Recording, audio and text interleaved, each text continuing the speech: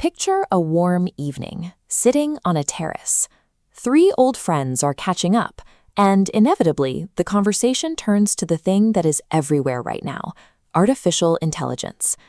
They talk about using LLMs and agents in their daily work, noting that the tool seems to reward depth. It helps them work better and longer, but it also highlights exactly where a person's experience and curiosity end. But as they talk, a deeper realization emerges. An enormous portion of what these professionals actually know cannot be organized into a database, typed into a prompt window, or even easily put into words. These unqueryable realms are the edges of human work. They are the fuzzy boundaries where clean data ends and messy reality begins. The survival and value of human intelligence moving forward relies entirely on how well we navigate these specific edges, the spaces where data has not yet been, and maybe can never be, perfectly codified. Take the first edge, the physical world. One of the friends works in logistics. He explains that his warehouse software is incredible. It holds the perfect dimensional data, size, weight, and volume for every single product they store. Yet he can walk onto the floor, look at a shelf, and instantly know that two specific boxes will not fit together, despite what the raw dimensions say. The machine has the numbers, but the human understands the physical space. We can call this context arbitrage. It is the unique advantage humans hold because their highly specific physical knowledge hasn't been transferred to a machine yet. Right now, professionals win by exploiting the gap between pristine digital records and real-world irregularities. A similar gap exists for a computational designer. AI calculates structural loads perfectly, but building codes are fragmented, barely digitized, and occasionally trapped behind local paywalls. The data is incomplete. When looking at an empty lot, the designer relies on something the machine lacks entirely: expert instinct.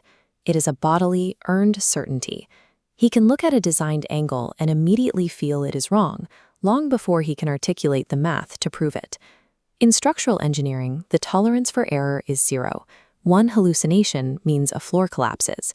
So you need both components working together: the sheer calculation speed and automation of the AI, heavily supervised by the deeply ingrained physical instinct of the human expert. The third friend works with history, which represents a completely different kind of edge. History is messy and heavily biased. It is built entirely upon deciding which sources to trust and deciphering the nuance of human storytelling. An AI can consume every written historical text in seconds, but it only eats the words. It completely misses the empty space, the deliberate omissions, the cultural biases, and the things a storyteller quietly decided to leave out. Try sitting in total silence with a large language model for 5 minutes. The machine simply sits there, passively waiting for an instruction. Nothing happens in an empty context. But when the historian sat in that exact same silence, his mind was working. He noticed a specific absence in his research, actively went looking for it, and uncovered a crucial fact from 50 years ago that the historical record had glossed over.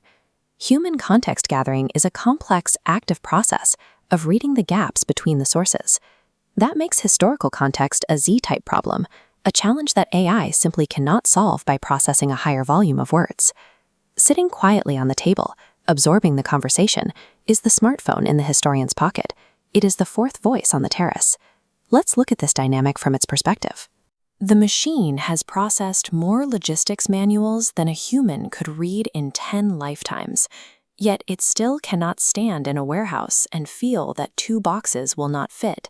It has the dimensions, but it lacks doubt, and the doubt is the part that actually matters. This comparison chart shows the mechanical difference between the two minds. On the left is machine confidence. It will deliver a number with total certainty, but that confidence is really just the absence of doubt. On the right, human instinct is built entirely out of doubt, tested thousands of times. Because of its architecture, the machine cannot notice an absence. It only processes present data. Those empty spaces represent a gap in the model itself. AI is vast, tireless, and genuinely useful, but because it has never actually lived in the physical world, it requires a human to direct what to ask, establish the constraints, and determine what to look for in the result. The models will sharpen and datasets will grow. But the deepest edge remains the doubt, the instinct, and the noticing of what isn't there. The bottleneck has moved to the human's ability to hand the machine the right context.